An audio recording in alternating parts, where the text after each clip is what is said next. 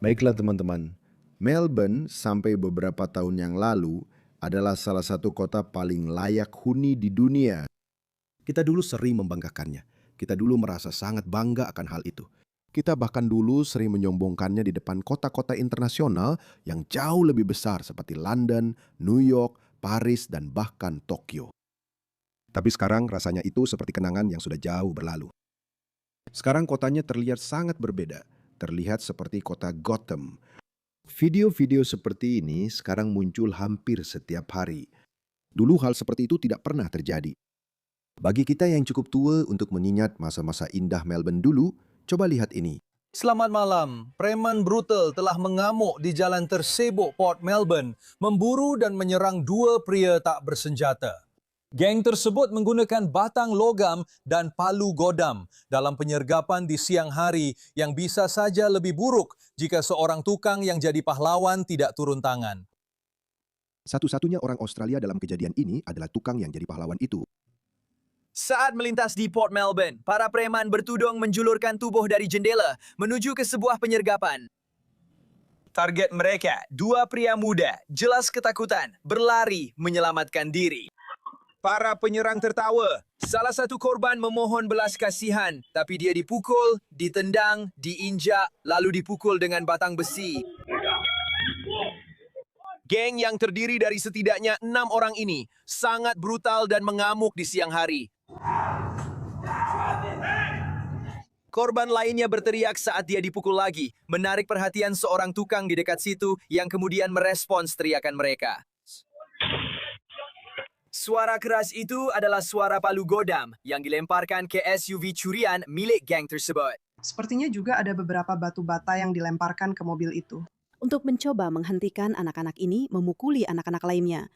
Maksudku, itu benar-benar sangat traumatis. Salah satu remaja bahkan mencuri palu godam sebelum mereka semua masuk dan kabur.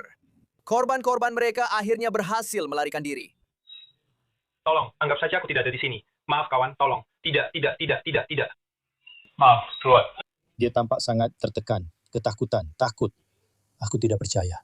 Aku hanya bilang, keluar dari toko. Menakutkan mengetahui bahwa anak-anak punya niat dan keberanian untuk melakukan ini. Warga memuji tindakan tukang yang jadi pahlawan ini yang turun tangan. Jika dia tidak melakukannya, mereka percaya perkelahian ini akan berubah menjadi jauh lebih brutal. Saya meninggalkan Afrika Selatan agar tidak mengalami kekerasan dan kejahatan yang pernah saya saksikan. Dan sekarang itu justru terjadi tepat di depan pintu rumah saya di Australia. Dia meninggalkan Afrika Selatan untuk melarikan diri dari kekerasan geng Afrika. Dia tidak tahu bahwa kita sendiri yang akan membawa masalah itu ke Australia. Ini bukan rasis, teman-teman. Maaf. Saya sekarang sangat percaya bahwa budaya itu bukan seperti jaket. Orang-orang tidak hanya melepasnya lalu mengenakan pakaian baru dan langsung menjadi orang yang benar-benar berbeda. Orang adalah produk dari keadaan mereka, dan perilaku mereka dibentuk oleh nilai-nilai serta budaya mereka. Begitulah cara kerjanya. Kelompok orang, mereka menciptakan nilai-nilai. Berdasarkan nilai-nilai tersebut, mereka membangun masyarakat, praktek budaya, dan tradisi. Lalu mereka berperilaku sesuai dengan itu. Tidak ada yang merencanakan hal-hal ini. Hal-hal ini tumbuh secara alami, tetapi hasilnya menjadi sangat dapat diprediksi. Jadi ketika Anda membawa orang-orang dari budaya yang asing bagi budaya setempat, maka orang-orang tersebut tidak akan mulai bertindak seperti warga setempat, bahkan jika mereka lahir di sana. Kecuali Anda mengambil anak-anak itu dari orang tua mereka dan membesarkan mereka sebagai orang Australia misalnya, artinya mereka diberikan cara hidup Australia sejak lahir. Mungkin saat itu Anda punya sedikit peluang. Tapi saya rasa mereka akan disebut stolen generation, dan itu bukan sesuatu yang kita inginkan. Ya, moralitas modern kita tidak akan mengizinkannya. Jadi hanya ada satu solusi untuk itu. Hanya datangkan orang-orang dari budaya yang serupa. Seorang Amerika yang datang ke Australia tidak akan mengalami masalah integrasi, itu fakta. Beberapa dari mereka mungkin akan menuntut hak kepemilikan senjata, yang sebenarnya tidak terlalu asing karena banyak orang Australia juga menuntut hal itu. Tapi di sisi lain, banyak juga orang Amerika yang datang adalah kaum kiri, dan mereka akan berkata, tidak, kami tidak mau senjata di sini. Itulah alasannya. Ketika seseorang datang dari Inggris, Kanada, Amerika, atau Selandia Baru, dampaknya tidak akan sebesar jika kita mendatangkan orang-orang dari budaya yang benar-benar berbeda. Jika kita mendatangkan orang-orang dari Suriah, Tunisia, Pakistan, atau Bangladesh, kita akan benar-benar merasakan kedatangan mereka. Dan itulah yang sedang kita rasakan sekarang. Tahukah Anda, kita sering mendengar argumen dari pihak konservatif bahwa 70% orang Australia bahkan tidak lahir di Australia. Sebagian besar dari mereka sebenarnya lahir di Inggris dan Selandia Baru, tapi kita tidak melihat mereka. Kenapa kita tidak melihat mereka?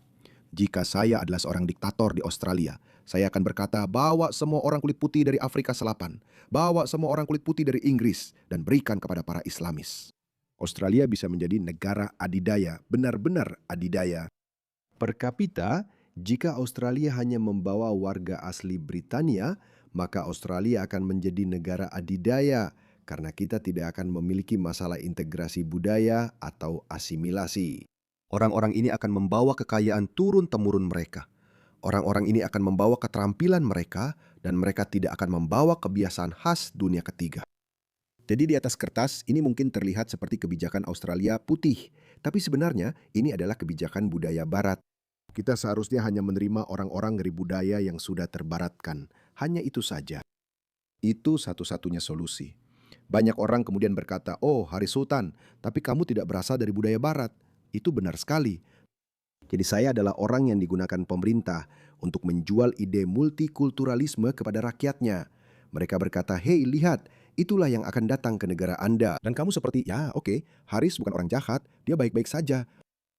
Tapi itu bukan yang kamu dapatkan. Ketika kamu mendatangkan 1 juta orang Pakistan, kamu mungkin beruntung jika mendapatkan 100 orang seperti Haris Sultan dari jumlah itu.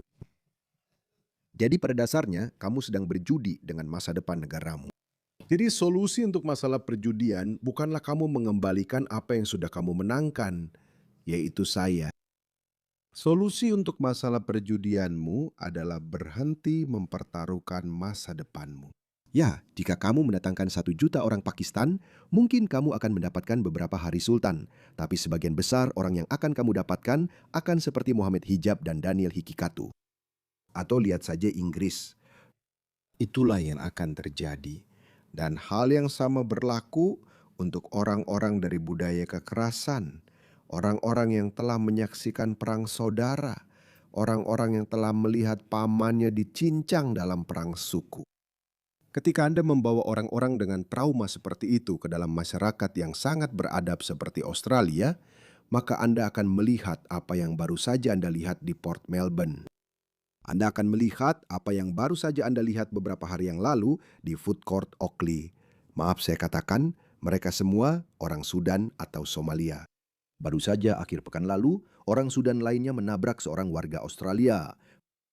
Jadi hal-hal seperti ini tidak akan mereda. Hal-hal seperti ini tidak akan hilang kecuali kita punya solusi yang sangat tegas dan tanpa kompromi untuk masalah ini. Yaitu pelanggaran pertama, kamu masuk penjara untuk waktu yang lama. Pelanggaran kedua, kamu dideportasi. Dan bagi para migran baru, jika kamu berasal dari budaya yang tidak sesuai dengan nilai-nilai Australia, maaf, mungkin kamu orang baik secara pribadi, tapi sekarang kami tidak mau mengambil risiko itu, oke?